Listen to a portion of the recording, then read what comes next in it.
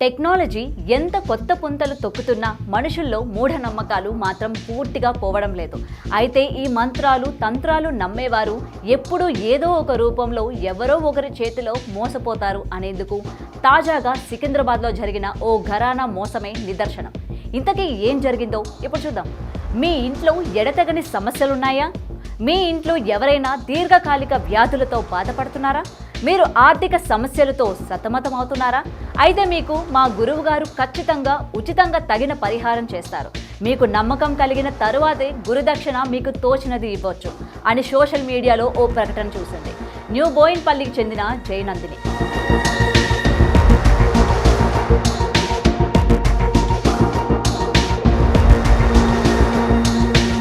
ఆ యాడ్ చూసిన ఆమెకి తన ఇంట్లో జరుగుతున్న పరిణామాలు అన్నీ మైండ్లో ఒక్కసారిగా గిర్రును తిరిగాయి.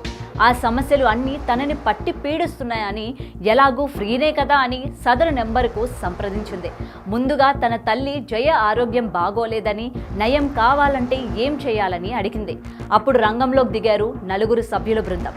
నాగరాజు, వాసు, కిన్నెర సాయి, నివాస్ అనే నలుగురు జయనందిని ఇంటికి వచ్చారు.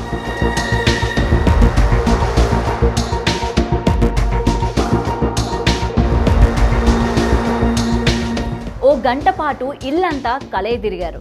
ఏవేవో మంత్రాలు చదువుతూ హుష్ హష్ అంటూ హల్చల్ చేశారు. ఆఖరికి మీ ఇంట్లో ఆత్మ తిరుగుతోంది, త్వరలోనే మీరు ఇరువురు చనిపోవడం ఖాయమని బెదిరించాడు. దీంతో భయపడిన ఆ తల్లి కూతుళ్ళు పరిహార మార్గం చూపమని ప్రాధేయపడ్డారు.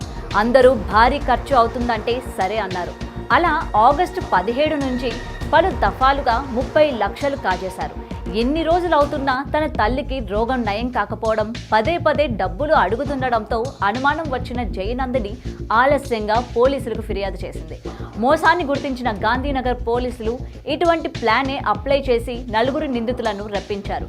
వారి నుంచి 20 లక్షలు రికవరీ చేశారు. మూఢనమ్మకాలను నమ్మవద్దని పోలీసులు తల్లి కూతుళ్లకు కౌన్సిలింగ్ ఇచ్చి పంపించారు.